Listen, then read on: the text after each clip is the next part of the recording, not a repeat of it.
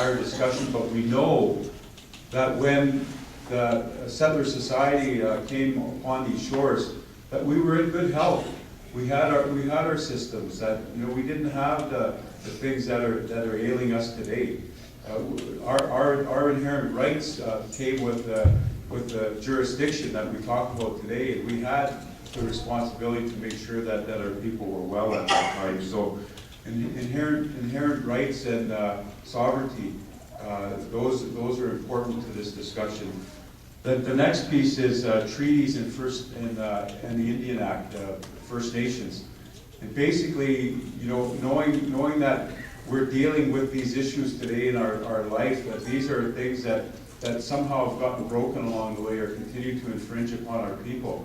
So that's a lens that we as leaders need to look at in everything that we do. And as the regional chief, I've been called an Indian Act chief, being elected by an Indian Act system, and that was pretty hard for me to accept that for a number of years. But when we look at the reality and we accept the challenge that's in front of us to break that mold, we know that the health of our people is going to become much better if that darn Indian Act isn't oppressing and has an institutional cage around our people and our communities.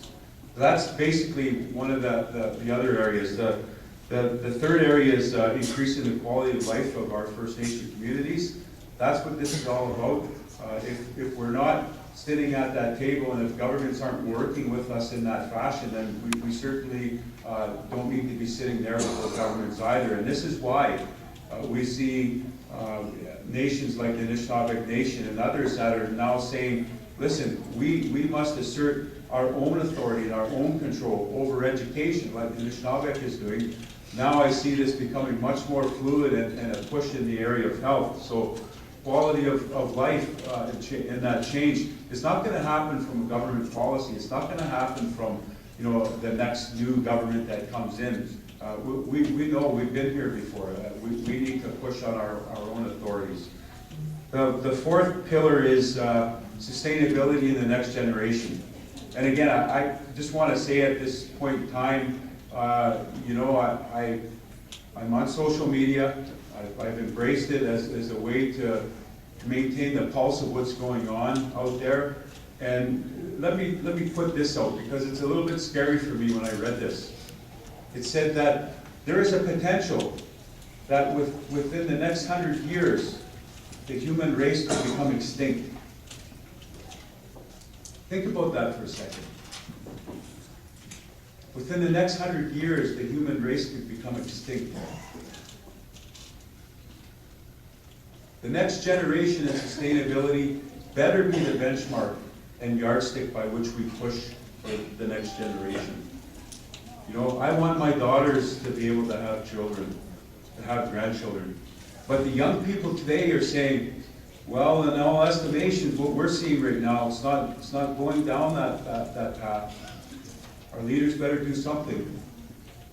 So basically, we should always be using that as a benchmark and a yardstick. Is this sustainable? Is this actually going to be good for the next generation? So as I look at this agenda and I see what the organizers have done, they've actually created something in your efforts within this inaugural meeting for the young people. And I want to provide and lift you up and give you all the praise for that, because our young people are watching very closely. They see what's good and where the BS is. Our young people know. So I think it's important for us to recognize the next generation. So those are the lenses that I'd like you to look at. I'll highlight and reflect on some of these as I provide my update. I'll also reflect back on some of the conference highlights here. I'll just look at it very quickly. I again spoke with Carol Hawkins. I seen that she was also on the agenda here. Was she here? Yeah, I spoke with her this morning. She was on her way to Toronto, and we were talking about very much what's going on, and I'll share with you how she's taking her efforts in the Thunderbird Partnership and the work that we're doing nationally, and how we're going to tie this in regionally, and how it ultimately must tie itself back to and be rooted from the community and the ground up. So again, I'll tie all those in. Again, here's what I need from you. What I'd like you to do is I'd like you to write or ask questions.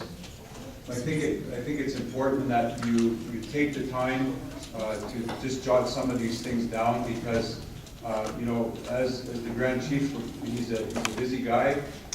We've got our other leaders that are doing other things. My job is to work with the First Nation chiefs on the ground, and it's also to make sure that I understand what's going on in these types of gatherings, and to make sure that I always understand what's happening with our Grand Chiefs and the PTOs, the organizations, so that way I can better help coordinate and see where to apply certain pressure or dialogue with the government. But where does that